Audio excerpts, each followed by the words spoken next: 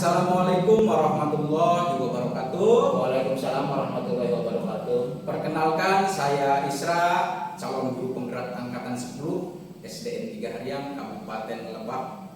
Kali ini saya akan melakukan rangkaian supervisi akademik dalam pembelajaran dengan menggunakan paradigma berpikir coaching dan melakukan refleksi terhadap praktek supervisi akademik tersebut.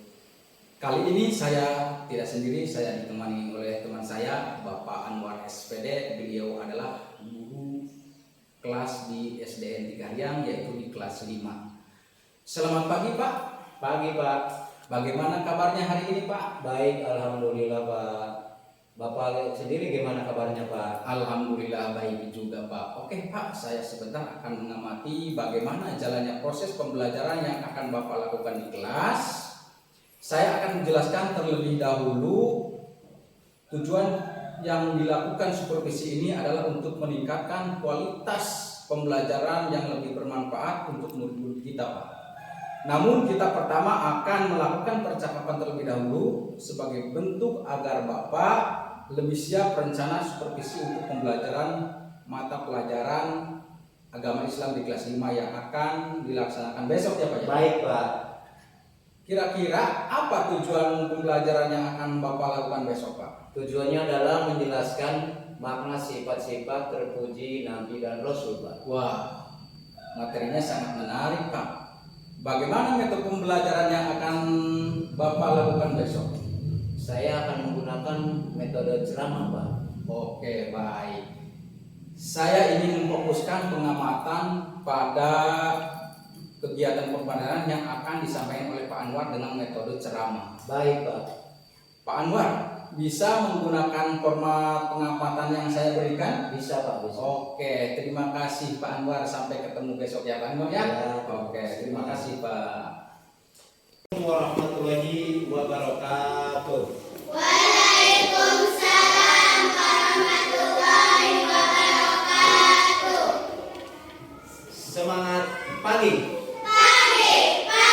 Alhamdulillah luar biasa sukses. Oke, sekarang kita yaitu sebelum dilanjut ke pembelajaran selanjutnya, yaitu seperti biasa kita menyanyikan. Sebelum itu adalah saya tanya kabar dulu. Apakah sekarang semuanya sekolah? Ada yang ke sekolah ya? Tuh, berarti Aisyah ada nggak? Aisyah nggak ada dan nggak sakit ya. Oke, untuk itu sebelum dilanjut ke tujuan pembelajaran dan selanjutnya, yaitu menyanyikan lagu atau profil Pancasila. Oke, mulai 1, 2, 3.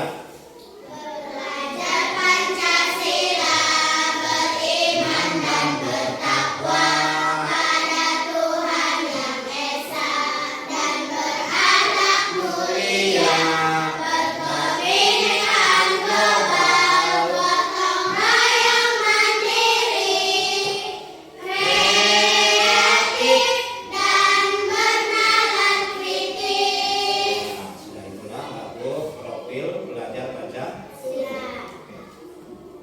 Selanjutnya yaitu kita sekarang pelajaran pendidikan agama Islam atau budi pekerti gitu. Yang selanjutnya yaitu untuk mengecek hadirat seperti tadi. Saya kembali lagi karena khawatir ini semua adalah keadaan sehat. Ada yang sakit hari ini? Tidak ada. Oke, dilanjut ke tujuan pembelajaran.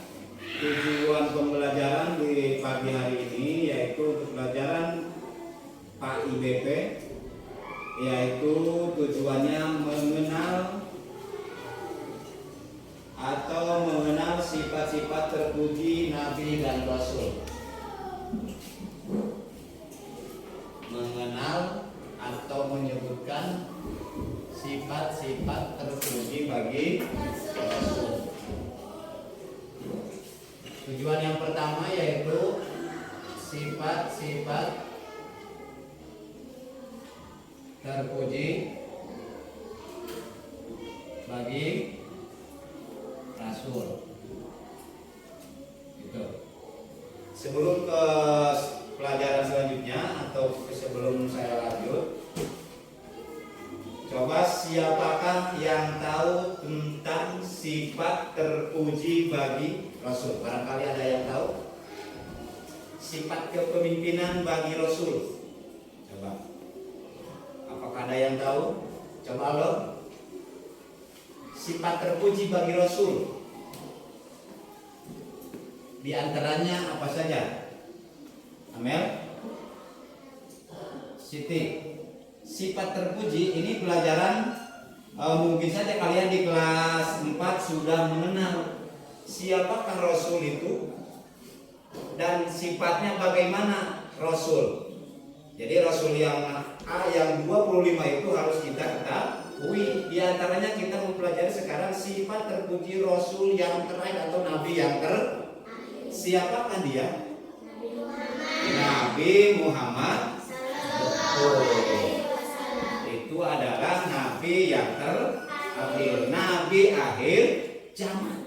Jadi tidak ada lagi selain Nabi Muhammad Shallallahu Alaihi Wasallam. Kenapa saya katakan itu? Karena kalau di zaman sekarang, di zaman era globalisasi dan di zaman modern ini, kalau ada yang mengaku sebagai Rasul itu namanya bohong atau kiri, kalau bahasa Arabnya gitu ya. Jadi kalau misalkan di zaman sekarang baik di kampung kita atau di desa-desa lain, kalau menyebutkan saya nabi atau kamu nabi itu adalah bohong. Awas hati-hati ya di zaman sekarang. Jadi yang tahu kita dan harus diyakini oleh hati kita bahwa Nabi Muhammad adalah nabi yang terakhir. Jadi kita harus tahu Nabi yang 25 itu yang wajib diketahui yaitu ada 20. Dan tadi sudah saya kasih pertanyaan pemantik, yaitu kalian itu barangkali nih saya tanya ke kalian, ada yang tahu sifatnya Rasul atau sifat Nabi Muhammad bagaimana? Siapakah yang tahu? Mungkin di kelas 4 sudah belajar gitu. Sifat Nabi Muhammad, sifat terpuji Nabi Muhammad atau akhlak Nabi Muhammad Shallallahu Alaihi Wasallam. Tentu itu adalah yang wajib kita ketahui, yang wajib atau harus kita teladani. Kenapa? Karena sifat Nabi Muhammad atau sifat Nabi yang terakhir Nabi kita adalah yaitu diantaranya akhlak mulia. Jadi ketika misalkan Kanjeng Nabi bertemu dengan sahabatnya, disapa dengan baik, ucapkan assalamualaikum. Itu diantaranya ya. Terus yang kedua, Nabi Muhammad SAW bersifat jujur. Barangkali ada yang tahu jujur itu apa? Hah? Masa kelas 5 tidak tahu jujur? Ada tahu nggak jujur? Hah? Jujur, sifat Nabi Muhammad itu jujur, amanah, patona diantaranya itu yang dimiliki oleh Kanjeng Nabi besar Muhammad. Kenapa saya katakan jujur? Nabi Muhammad itu ketika dikasih amanat oleh orang lain, misalkan begini, Aldo misalkan bilang sama Amel, Mel kasih tahu sama orang tua saya sekarang lagi sakit, tidak masuk sekolah. Kalau misalkan Allah tidak mengasih tahu kepada bapak guru di sekolah, Amel itu termasuknya jujur atau enggak? Dikasih amanat sama Allah? Enggak, berarti itu bukan sifat Rasul dan sifat jujur, bukan. Kalau orang yang jujur diantaranya seperti itu. Ketika misalkan ada teman kita yang sakit terus kita ngasih tahu, harus dibilangin ya bilang. Misalkan begini, Nani Sumarni misalkan, Nani Septiani misalkan bilang sama Sanan, kasih tahu sama bapak guru saya hari ini tidak sekolah sakit. Itu harus dibilangin. Karena itu berarti salah satu adalah sifat terpuji atau sifat jujur yang dimiliki oleh Rasul dan wajib oleh kita diteladan. Artinya mana sana? Artinya begitu. Ketika kita misalkan dikasih amanat dan sebagainya, itu kita harus jujur bilang terhadap orang lain dan yang dikasih amanat itu. Itu diantaranya. Yang kedua, tujuan kita adalah di kesempatan pagi hari ini yaitu perilaku sehari-hari yang menirukan sifat terpuji Nabi dan Rasul. Perilaku sehari-hari yang menirukan sifat Nabi dan Rasul, sebetulnya kalau kita kaji, kalau kita sering perhatikan baik pembicaraan ustadz-ustadz di lingkungan, itu semuanya adalah meneladani sifat Nabi dan Rasul. Di antaranya itu yang 25 Nabi dan Rasul. Harus tahu apakah kita sunnah seperti sholat, sunnah yang sebelum misalkan sholat maghrib kita melaksanakan sunnah, kan itu diantaranya salah satunya adalah meneladani sifat Nabi dan Rasul. Masih banyak yang kita pelajari ketika kita adalah harus meneladani sifat Nabi dan Rasul. Di dalam kehidupan sehari-hari, Aldo dan Sanan, banyak yang harus kita tiru dan banyak yang harus kita lalui dari sifat Nabi dan Rasul. Bukan saja kita berbicara jujur, tetapi pekerjaan pun dalam kehidupan sehari-hari itu kita harus jujur. Apalagi misalkan di kehidupan sehari-hari, ketika kita pulang dari sekolah kembali ke rumah di lingkungan itu sesama teman kita harus saling menghormati. Itu diantaranya. Awas hati-hati. Kenapa saya bilang begitu? Karena di zaman sekarang ini banyak godaan-godaan dan banyak masuk agama dari luar kepada agama Islam. Artinya begini, sekarang banyak yang mengaku-ngaku agama Muslim yang akan merubuhkan agama Islam.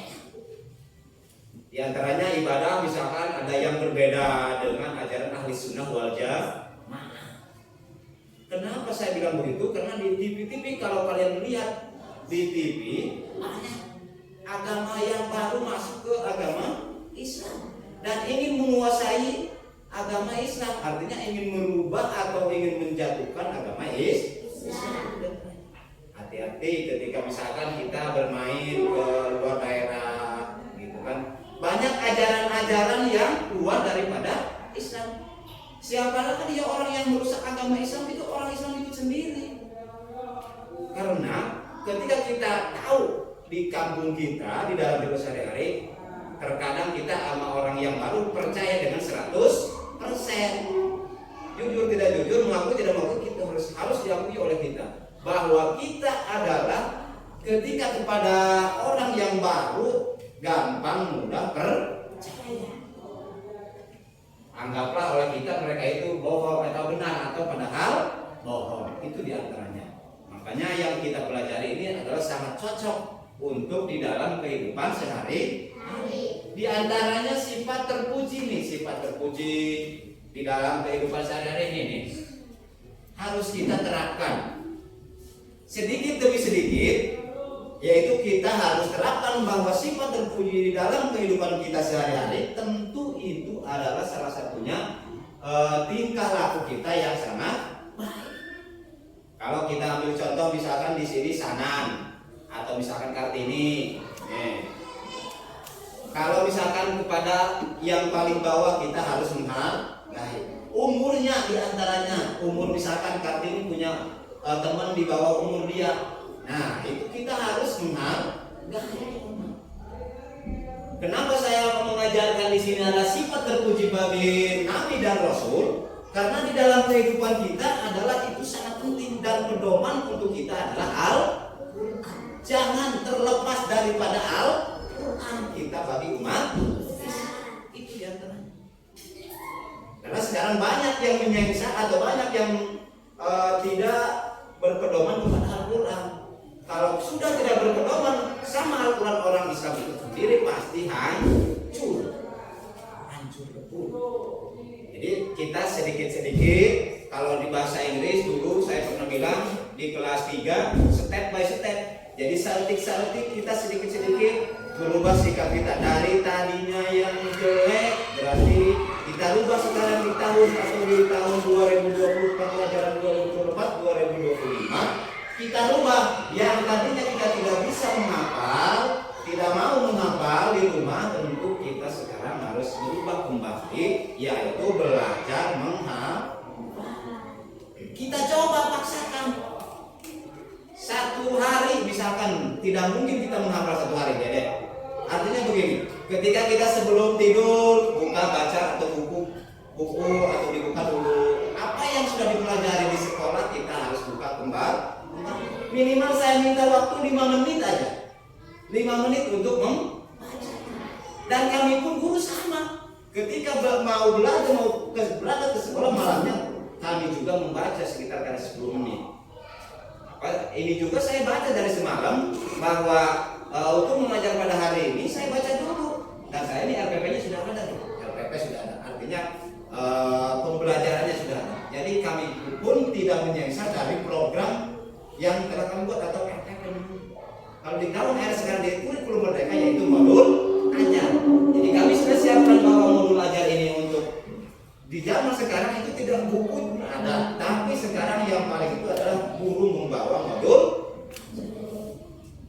Mana bukunya saya nggak ada kan? Artinya begini, kita harus menghafal dulu, harus ada persiapan dulu segala sesuatunya. Kalau kalian mau berangkat ke sekolah malamnya, malam pelajaran apa? Pelajaran PIBP tuh. Coba PIBP dibuka-buka di rumah dan kita belajar membaca minimal 10 menit. Jangan diperbanyak melihat HP. Kalau ada perlu baru lihat HP. Bolehlah sekali-kali lihat HP, kita update informasi begitu. Dan banyak sekarang di YouTube tentang pelajaran kurikulum Merdeka. Di HP banyak, yaitu tentang belajar agar cepat bisa membaca, dapat membaca itu. Jangan terlalu fokus, jangan terlalu main game. Karena apa? Karena itu adalah sangat mengganggu konsentrasi kita terhadap mata apalagi. Jangan sampai misalkan kita lihat HP ada 1 jam gitu, jangan. Ketika ada perlu baru kita lihat HP. Mau lihat videonya, video yang bagus-bagus yang menginspirasi kita, yaitu tentang kisah-kisah Nabi, misalkan kisah Nabi Ismail, kisah Nabi Ibrahim, kisah Nabi Lut, itu banyak. Yang harus kita teladani di antaranya sifat yang itu. Terpujinya itu tingkah laku sopan terhadap orang. Jangan kita menyebutkan kata-kata kotor atau bullying, tidak boleh di hari ini. Di zaman sekarang kita mulai dari sekarang, sedikit demi sedikit kita rubah untuk tidak mengeluarkan kata-kata kotor terhadap teman kita, baik orang tua kita maupun teman sekelas kita, itu tidak boleh.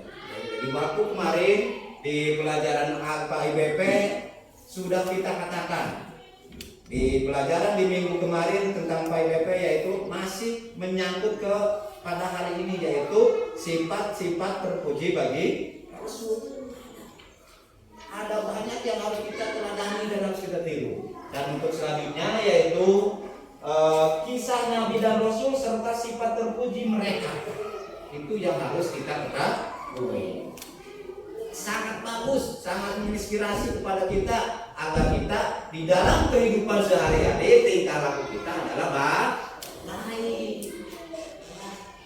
Jadi tidak keluar dari ajaran Kangjeng Nabi Muhammad Sallallahu Alaihi Wasallam. Dan kembali ke tujuan pembelajaran bahwa sifat Nabi dan Rasul dan terpuji itu adalah sangat baik dan sangat menginspirasi kepada kita, dan kita harus tiru karena kita adalah sebagai umat Islam. Bagi kita adalah Islam of the way of life.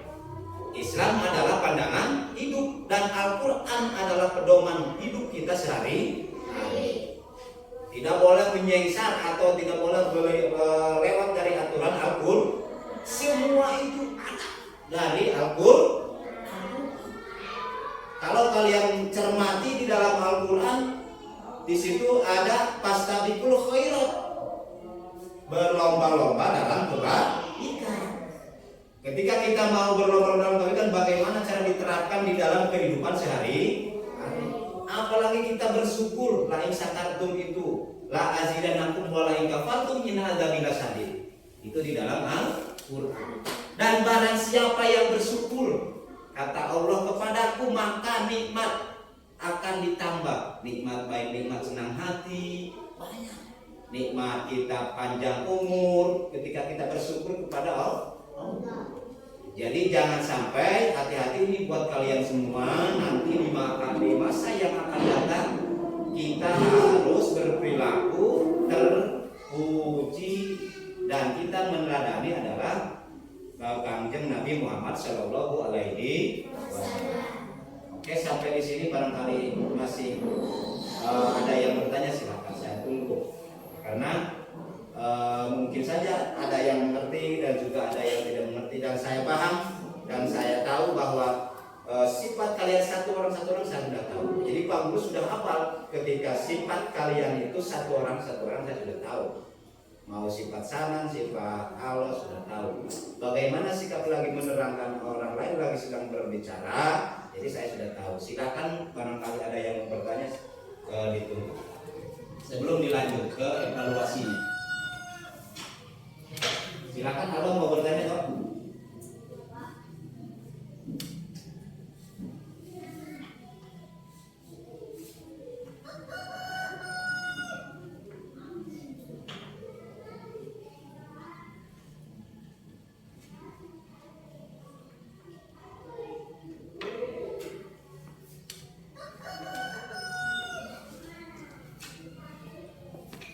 Tidak ada. 10 menit kita adalah menyimpulkan tujuan pembelajaran dan tujuan yang sudah saya tadi Pak Guru sudah dibilang atau dikatakan. Jadi tujuannya dan secara kesimpulannya adalah sifat Nabi dan Rasul itu adalah yang harus kita teladani dan harus kita tiru. Ketika kita di dalam kehidupan sehari-hari, berarti harus baik sesama orang lain, apalagi di lingkungan masyarakat. Tidak boleh mengeluarkan kata-kata kotor terhadap orang lain. Kepada yang paling umurnya atas atau tinggi kita harus saling menghargai, apalagi di bawah umur kita.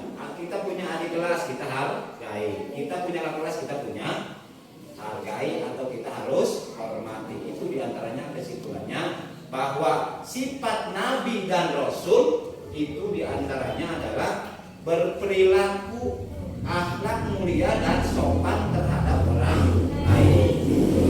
Kita terapkan di dalam kehidupan sehari-hari, menghargai terhadap orang tua, menghargai terhadap kakak, adik, kandung dan sebagainya.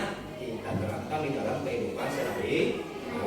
Itulah secara kesimpulan bahwa kita adalah sebagai umat muslim harus tahu atau wajib mengetahui yaitu sifat-sifat Nabi dan Rasul, terutama Nabi yang jumlahnya berapa tadi?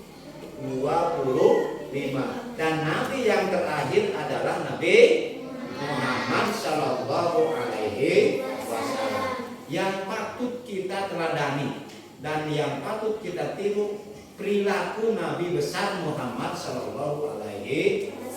Kalian baca sering kisah Nabi Muhammad Shallallahu Alaihi Wasallam, baca ketika diturunkan ayat Al-Quran yang pertama itu apa? Itu secara kesimpulannya. Ketika misalkan Nabi Muhammad sedang melaksanakan hijrah, itu tinggal kalian sekarang dimudahkan oleh pemerintah, ada HP, internet, itu jangan sampai disalahgunakan. Jadi untuk itu dari awal sampai akhir tentang sifat-sifat terpuji bagi Rasul, bagi Nabi dan Rasul adalah yang harus teladani, yaitu adalah perilaku beliau yang sangat terpuji atau mulia. Secara itu tinggal kita nanti setelah ini persepsi atau misalkan saya akan tes kalian, yaitu sekitar ada 5 soal untuk mengukur sampai di mana kemampuan ketika sudah saya tadi terangkan. Sekarang kalian tinggal tulis.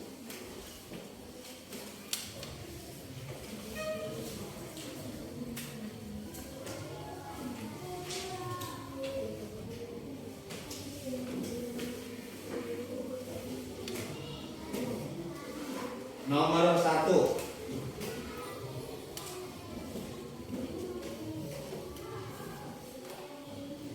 Sifat Nabi yang selalu jujur disebut titik-titik.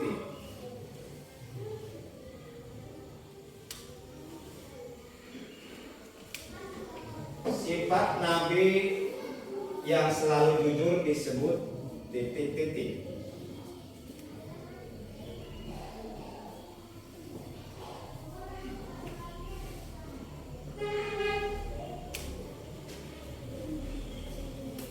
Sudah? Kalau sudah, nomor 2. Sifat Nabi yang dapat dipercaya disebut titik-titik. Itu nanti ada pilihan ganda.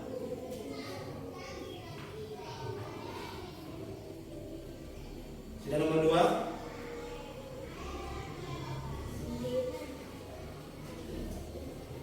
Nomor 2, sifat Nabi yang dapat dipercaya disebut. Kembali ke nomor 1, tinggal pilih ABC. Sifat Nabi yang selalu jujur disebut titik-titik. A. Sidik. B. Amanah. C. Tabligh. D. Patona. Tinggal pilih aja salah di antara salah satu A, B, C, D. Kembali saya katakan, nomor 1, sifat Nabi yang selalu jujur disebut titik-titik. A. Sidik. B. Amanah. C. Tabligh. D. Patona. Oke, baik anak-anakku sekalian, siswa-siswi kelas 5, pelajaran PAIBP sekarang itu lanjutan dari minggu kemarin, alhamdulillah sudah selesai.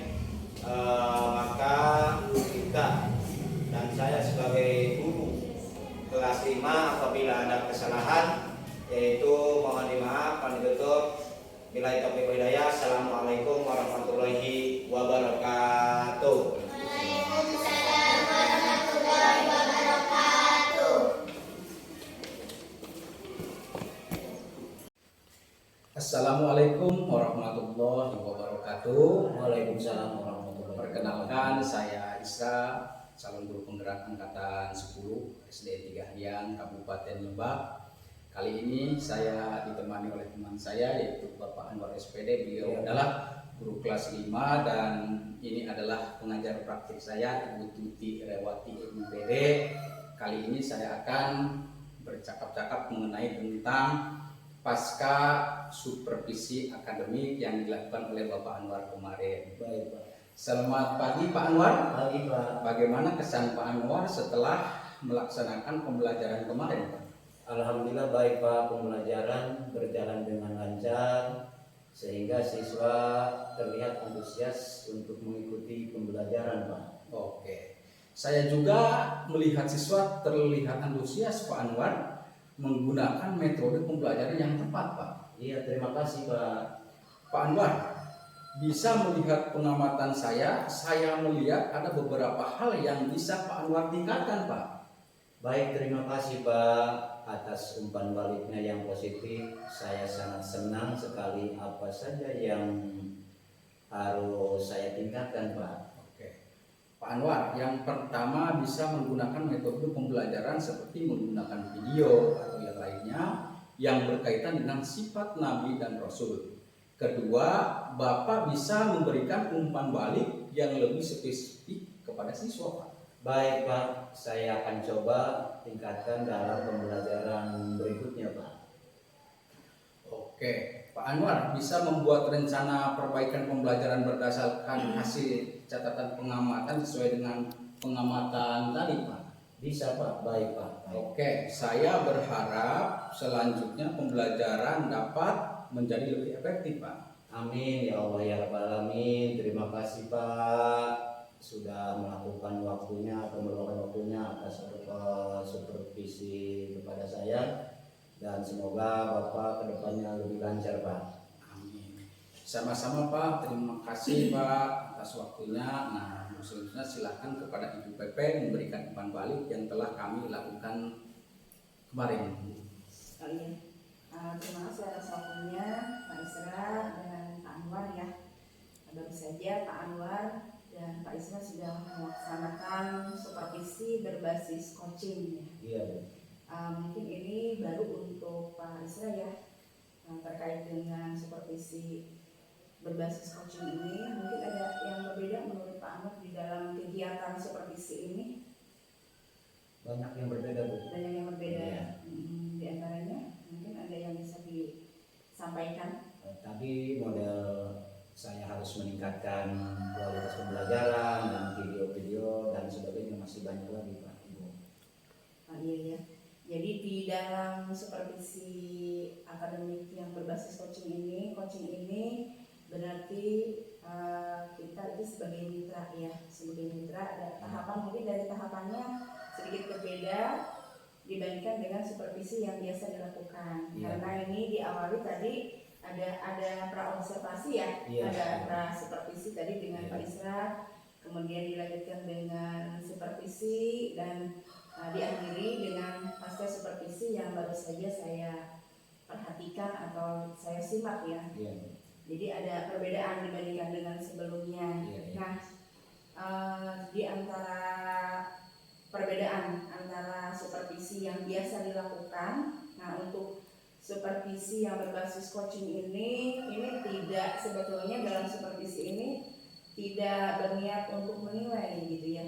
Iya. Tidak ada tujuan untuk penilaian, kemudian untuk menyalahkan, tetapi lebih kepada bagaimana meningkatkan kelemahan-kelemahan kita yang selama ini biasa dilakukan, dan itu pun atas dasar kesadaran sendiri gitu ya. Iya, Jadi Ibu. kekurangan-kekurangannya bisa ada di tahapan yang tahap awal kan di coaching ini terkait dengan indikator yang ingin dicapai ya, indikator yang ingin dicapai. Jadi indikator ini bukan dari supervisornya, tetapi dari Bapak sendiri sebagai guru mapel ya, guru kelas ya, Ya, Bu, kelas. sebagai guru kelas. Jadi ada harapan atau indikator yang ingin dicapai itu apa. Kemudian nanti pada saat supervisi Bapak bisa mengevaluasi sendiri, bisa menilai sendiri, yang nantinya di akhir di dalam pasca supervisi itu nanti akan ditanyakan lagi. Tadi sudah ditanyakan sama Pak Isra, apakah indikatornya sudah tercapai atau belum gitu ya. Jadi di dalam supervisi akademik yang berbasis coaching ini tidak ada unsur misalnya untuk menilai kesesuaian gitu ya, tetapi Bapak sendiri yang menyimpulkan, Bapak sendiri yang bisa mengetahui kelemahan-kelemahan Bapak sehingga Bapak bisa mencari solusi atau mencari hal-hal yang nantinya bisa akan meningkatkan kekurangan-kekurangan dari yang Bapak sampaikan. Baik, Ya. siap Ibu. Siap. Iya. Jadi menurut Bapak nih dengan supervisi coaching ini lebih bagaimana? Apakah lebih santai atau lebih tegang gitu? Pertamanya lebih tegang Ibu. Lebih tegang. Kenapa di supervisor sama teman, sehingga tetapi alhamdulillah ini sangat membantu sekali kepada saya sebagai guru kelas di kelas 5, dan mudah-mudahan saya lebih meningkat ke depannya Ibu. Bapak. Tegang, awalnya tegang Tegang, ya, tegang, tapi tegang. ternyata tidak sesuai dengan yang dibayangkan ya. Iya. Kalau di supervisi biasa kan biasanya kita ini sebagai supervisor itu sudah ada rubrik ya. Iya, Ada rubriknya yang harus ketika tidak ada dicontreng, Iya. ketika tidak ada dicontreng misalnya ada dicontreng juga, misalnya ada atau tidaknya, tercapai atau tidaknya. Iya. Sementara di dalam supervisi akademik yang berbasis coaching ini, Bapak sendiri yang mempunyai yang memiliki indikator ketercapaiannya inginnya Iya. seperti apa gitu ya. Kemudian di akhirnya itu ditanyakan lagi. Ditanyakan kembali. Iya, apakah sudah tercapai atau belum? Ketika misalnya sudah tercapai, berarti tingkat ketercapaiannya tinggi. Sementara misalnya belum tercapai, tentu Bapak mencari solusi apa yang nanti bisa Bapak lakukan untuk mencapai pembelajaran yang memang sesuai dengan indikator yang disampaikan. Iya, siap. Iya. Terima kasih Ibu. Mungkin itu saja ya mohon baliknya. Jadi untuk coaching ini memang bukan hanya untuk supervisi saja, nanti ke depannya bisa juga berbasis masalah ketika misalnya ada masalah, atau misalnya bahkan bukan berbentuk masalah, misalnya kita memiliki potensi atau memiliki harapan-harapan ke depan, bisa disampaikan melalui coaching gitu ya. Terima kasih Ibu atas waktunya, luangnya dan umpan baliknya. Mudah-mudahan kita kedepannya akan lebih baik dan pembelajaran kita lebih meningkat, terutama saya sebagai kelas ini. Iya. Baik, mungkin itu saja yang Ya, bisa saya sampaikan. Nah, sekali lagi terima kasih kepada Pak Anwar sebagai yang supervisi ya, guru kelas 5 ya, Pak Ya, Anwar ya. kelas. Dan terima kasih juga kepada supervisor, ini CGP saya luar biasa, tadi sudah Sangat luar biasa. iya, sangat luar biasa, sudah mengikuti alur coachingnya, alur ceritanya sudah terlihat gitu ya dari Pak Isra ini. Mudah-mudahan semakin hari semakin meningkat dan bisa Amin. diaplikasikan di kegiatan pembelajaran sehari-hari. Terima kasih Pak Isra. Assalamualaikum warahmatullahi wabarakatuh. Sampai ketemu nanti di pertemuan yang akan datang. Siap. Terima kasih. Demikianlah rangkaian supervisi akademik, pra-observasi dan pasca supervisi. Saya akhiri, wabillahi taufiq wal hidayah. Wassalamualaikum warahmatullahi wabarakatuh. Waalaikumsalam. Terima kasih Pak. Terima kasih Ibu.